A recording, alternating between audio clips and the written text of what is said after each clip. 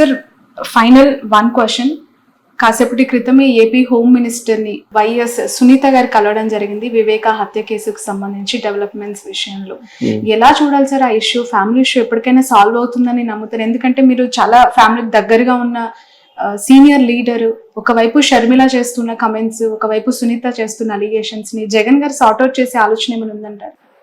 మరి ఆయన ఆలోచన నాకు తెలియదు, కానీ వీరిద్దరూ కూడా ఈ మొదటి నుంచి కూడా జగన్ గారిని టార్గెట్ చేసి ఈ కేసును పైకి తీసుకొస్తా ఉన్నారు తప్ప వేరే ఆలోచన లేదు.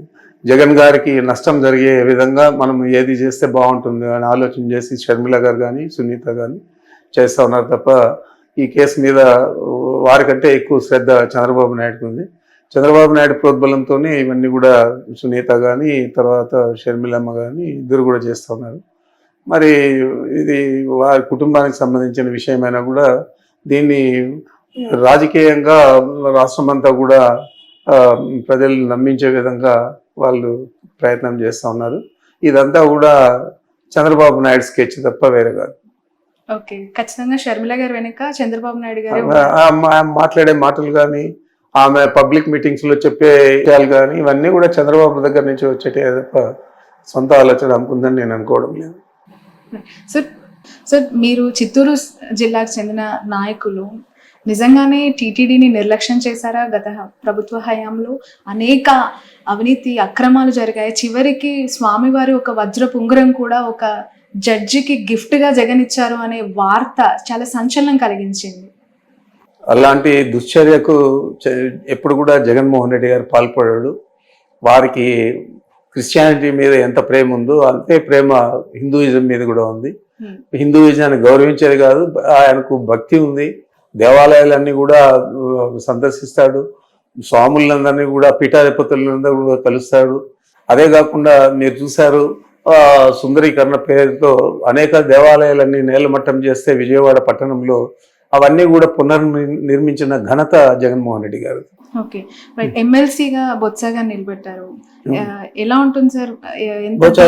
ఉన్నారు ఎందుకంటే ఎలక్షన్స్ చాలా జరిగి కొన్ని రోజులు, ఇంకా 3 నెలలు కూడా కంప్లీట్ చేసుకోలేదు. అయినా మాకు సంఖ్యాబలం ఎక్కువ ఉంది కాబట్టి తప్పకుండా బోచా గారు మంచి మెజారిటీతో గెలుస్తారు పక్క. ఎందుకంటే అక్కడ ఆల్మోస్ట్ మొన్న వచ్చిన రిజల్ట్ ఒకసారి అబ్జర్వ్ చేస్తే వైసీపీ చాలా గడ్డు పరిస్థితులు ఎదుర్కొంది. పర్వాలేదు, అయినా కూడా మాకు ఎంపీటీసీలు కానీ జెడ్పీటీసీలు కానీ కార్పొరేటర్లు కానీ సంఖ్యాబలం ఎక్కువ ఉంది కాబట్టి తప్పనిసరిగా మంచి మెజారిటీతో గెలుస్తారు.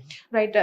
వైసీపీ నుంచి కొంచెం పక్కన పెడితే సార్, మిమ్మల్ని ఒక క్వశ్చన్ అడుగుతాను పర్సనల్ గా. చాలా సీనియర్ లీడర్ గా మీ అబ్జర్వేషన్ ఏంటి? వస్తున్న నాయకులు చేరుతున్న పార్టీ జనసేనగా ఇప్పుడు మారిపోయింది, టీడీపీని ఆప్షన్ గా ఎంచుకోవట్లేదు అని చెప్పి కొంతమంది నాయకులు మాట్లాడుతూ ఉన్నారు. ఎందుకు జనసేన ఒక హ్యాపెనింగ్ పార్టీగా కనిపిస్తుంది అంటారు అలాంటి లీడర్స్ కి? ఆయన నాయకత్వం మీద అందరికీ కూడా గౌరవం ఉండొచ్చు. అదేవిధంగా చంద్రబాబు ఈ ప్రజా వ్యతిరేక కార్యక్రమాలన్నీ కూడా ఎక్కువ చేస్తూ ఉన్నాడు కాబట్టి ఆయన తెలుగుదేశం పార్టీలో చేరడానికి ఇష్టపడకపోవచ్చు. దానికి కారణాలు ఏవైనా కానీ వాళ్ళందరూ కూడా ప్రతిపక్షంలో ఉన్నట్లే. సార్ 2024 ఎన్నికలు కేవలం పవన్ కళ్యాణ్ యొక్క ఎఫెక్టివ్ వల్లనే ఈ రిజల్ట్ అంటారా? మీ అభిప్రాయం? 100%. దాంట్లో పవన్ కళ్యాణ్ వల్లనే 100%. అటు వైసీపీ ఓటమి, అటు కూటమి గెలుపు 100%.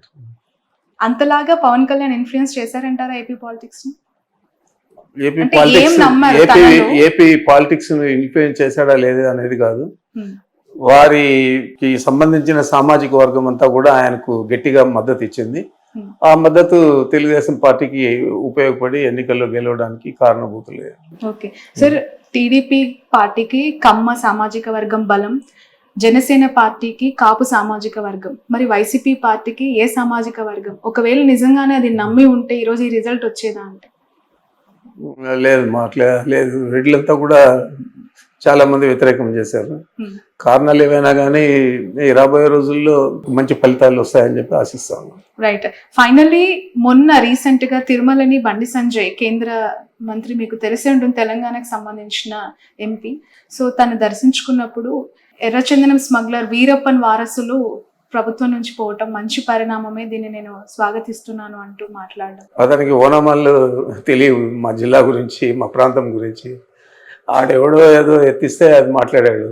ఇదే చంద్రబాబు నాయుడు వాళ్ళ శాసనసభ్యులే 2014లో పోటీ చేస్తే పీలేరులో కిరణ్ కుమార్ రెడ్డి తమ్ముడు కిషోర్ కుమార్ రెడ్డి ఈరోజు శాసనసభ్యుడిగా ఉన్నాడు తెలుగుదేశం పార్టీలో.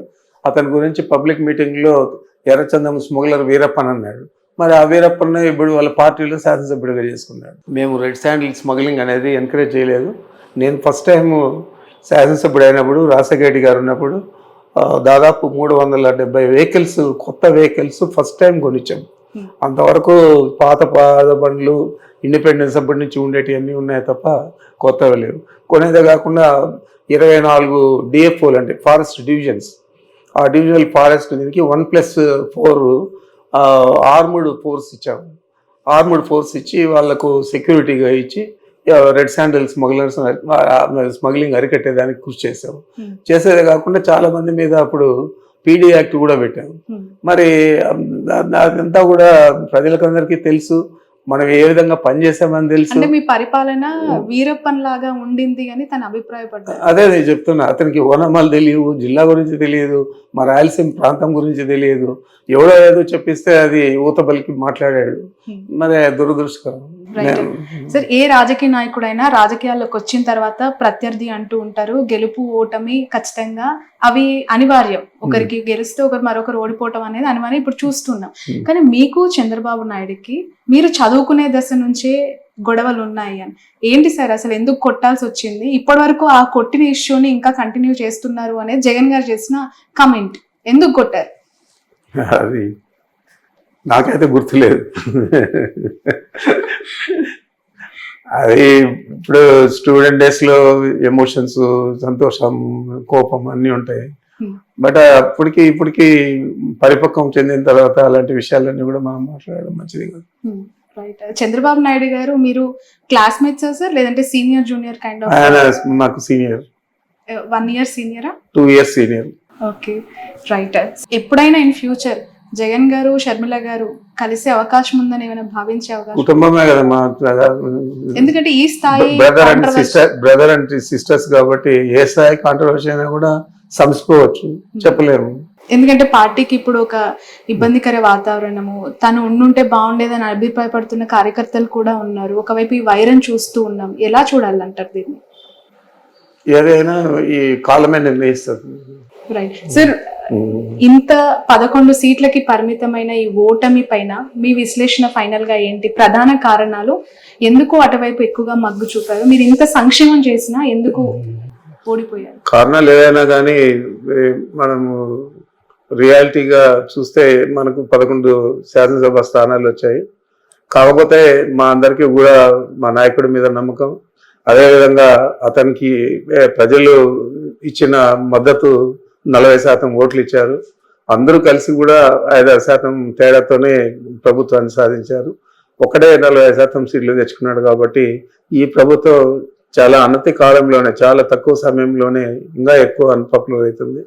తప్పకుండా ప్రజలందరూ విశ్వాసం తప్పకుండా చూరగొని ఆయన ఇంతకంటే ఎక్కువ మెజారిటీతో మళ్ళీ తిరిగి ప్రభుత్వాన్ని ఏర్పాటు చేస్తాడని నమ్మకం నాకుంది. Thank you so much sir. Okay.